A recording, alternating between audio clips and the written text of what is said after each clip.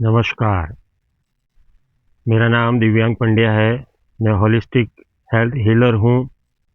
महिलाओं को मैं ऑनलाइन बिजनेस सिखाने के लिए अपने आप को पढ़ा रहा हूँ और पढ़ रहा हूँ, और ये सब स्किल पढ़ने के लिए मैं सालाना लाखों रुपया खर्च करके सीख रहा हूँ।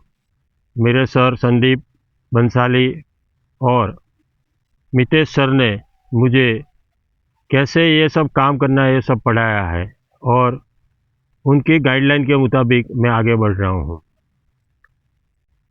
महिलाओं को अपने घर से बैठ के वर्क टू होम कैसे करना है, इस बारे में मैं आज कुछ छोटी छोटी बातें बताऊंगा जो आपके लिए बहुत फ़ायदेमंद है। घर पे बैठे हुए आप अपने आप को थोड़ा सा बदल लेंगे तो आप अपने फैमिली को हेल्प कर पाएंगे, अपने बच्चों को और कुछ नया सिखा पाएंगे, और साथ में अपने माता पिता, बहन, बड़े बुजुर्ग को भी आप हेल्प कर पाएंगे। आज का मेरा सब्जेक्ट है होलिस्टिक रीडिंग। आपको ऐसा लगेगा कि रीडिंग से क्या हो सकता है और ये होलिस्टिक रीडिंग क्या शब्द है। तो एक छोटी सी बात मैं आपको बताना चाहता हूँ कि होलिस्टिक रीडिंग इसे कहते हैं जिसे हम लोग पढ़कर सुकून महसूस कर सकें, बीमारियों से बच सकें और जीवन में ऐसे बदलाव लाएं जिससे आम समाज में उसकी प्रतिकृति हो, नोंदनीय हो, और आपकी ऊंचाई आपके आसपास के लोग महसूस कर पाए, और आपका डुप्लीकेशन करना तय है। आपका डुप्लीकेशन करेंगे और आपको सुबह में मॉर्निंग में जब निकलेंगे तभी आपकी ये नोंद लोगों करेंगे। सुबह में गुड मॉर्निंग, शाम को गुड इवनिंग, आफ्टरनून का ब्रेक, सभी कुछ हमारे जीवन में एक रीडिंग के माफिक ही है। मैं जानता हूँ सभी लोग कुछ न कुछ बदलाव चाहते हैं, कोई न कोई प्रकार से कोई न कोई जगह पे कोई रुके हुए हैं, किसी का कोई प्रॉब्लम है, किसी का कोई हेल्थ के बाबत में किसी का प्रॉब्लम है, किसी का रिलेशन में प्रॉब्लम है, किसी का पैसों के बारे में तकलीफ है, कोई अपने बीमारियों से जूझ रहा है लेकिन उसका जवाब किसी न किसी तरह से मिल नहीं पाता है, या हम लोग कितने भी कोशिश करें फिर भी हम वहाँ पहुँच नहीं पाते हैं। तो वहाँ मैं आपको ये सिखाना चाहता हूँ, वहाँ मैं लेके जाना चाहता हूँ आपको कि जो जगह पे आप रुके हैं, आपके ड्रीम्स हैं, मैं वो फुलफ़िल करना चाहता हूँ। आप मेरी सहायता करेंगे, मैं आप अपना हाथ आपकी तरफ बढ़ाता हूँ और आप अपना हाथ अपनी तरफ बढ़ाइए। ये वेबिनार आपके लिए है। मैं वेबिनार में आपको सभी को आमंत्रित करता हूँ और आप इसमें सहयोगी होके आप अपना भला करेंगे और दूसरे का भी भला सोचेंगे। हमारा मकसद है सत्य, प्रेम, जिसमें हम सच बोल के ही आगे बढ़ेंगे। हम लोग एक दूसरे को प्रेम से आगे बढ़ेंगे, जैसे हमको अपनी मन की शक्ति प्राप्त हो, तन की शक्ति प्राप्त हो। शाम को हम जल्दी खाना खा लेंगे जिससे हम अपनी सेहत को प्राप्त करेंगे। होलिस्टिक रीडिंग एक बहुत बड़ा सब्जेक्ट है जिसमें से हम एक चुने हुए शब्द को चुनकर आगे बढ़ते जाएंगे और अपने आप को बदलते जाएंगे। कई 5% से भी कम लोग रीडिंग के बारे में जानते हैं। जानते सब कुछ है लेकिन समझते कोई नहीं है।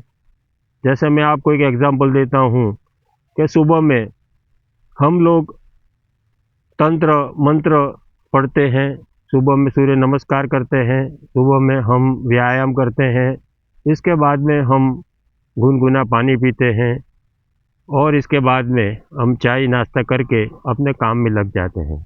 लेकिन यहाँ पे हमारा सुबह में 3 या 4 पन्ना एक बुक में से पढ़ना आवश्यक है। जो दिन के गुड मॉर्निंग की दिनचर्या में लेने का है, वो हमारा जीवन बदलेगा। व्हाट टू डू, वो इसमें हम अपने 4 पन्ने ऐड करेंगे, जहां हम पूरी दिन की दिनचर्या सेट करेंगे। तो इसमें हम अपने बदलाव लिखेंगे। आफ्टरनून हमारा ब्रेक होता है, हम अपने घर का खाना खाते हैं। ज़्यादातर हम वही प्रयत्न करेंगे कि हम बाहर जाएं तो अपना घर का खाना खाएं, और बाहर का खाना खाएं तो वो कम से कम खाएं और सात्विक खाना खाएं, जिससे हमारी लोगों की सेहत बनी रहेगी। गुड आफ्टरनून एक हमारा जो ब्रेक रहता है, वो ब्रेक किसको बोलते हैं? जो दिनचर्या के बीच में 15 मिनट, 30 मिनट, 45 मिनट्स का जो ब्रेक देते हैं, वो ब्रेक हमारा रिलैक्सेशन मोड का रहता है। इसमें हमको रिलैक्स होना होता है। इसमें भी हम अपने दिन का एक व्यायाम करेंगे, जिसमें हम सुबह में हमने नोट किया है वो पढ़ के हम लोग रेस्ट लेंगे, फन एंड फूड करेंगे, खाना खाएंगे, अपनी बातें दिन भर की जो हो या कल की बातें शेयर करके अपने कलीग के साथ में शेयर करेंगे और उसको एंजॉय करेंगे। फिर अपने काम पे लग जाएंगे। 15 मिनट, 30 मिनट या 45 मिनट्स का आराम, वो हमारा ब्रेक, वो ब्रेक नहीं है लेकिन वो रिलैक्सेशन है हमारा, और हम रोज रिलैक्स होके फिर से अपने काम में जुड़ जाते हैं। जैसे हम एक नई फुर्ती से, नई शक्ति से काम करेंगे। तो शक्ति और युक्ति दोनों यहाँ आफ्टरनून में हमको लगाना है। तो इसमें शक्ति और युक्ति से हम काम करेंगे, हम अपना काम बेहतर तरीके से कर पाएंगे, अपने कलीग से ज़्यादातर हम कोऑपरेट कर पाएंगे और हमारा कम्युनिकेशन भी बहुत अच्छा हो जाएगा। बीच में रहते तनाव, बीच में रहते हमारी कई कई चीज़ें जो हमको रुकावट लाती है, वो हमारी कम्युनिकेशन से चली जाएगी।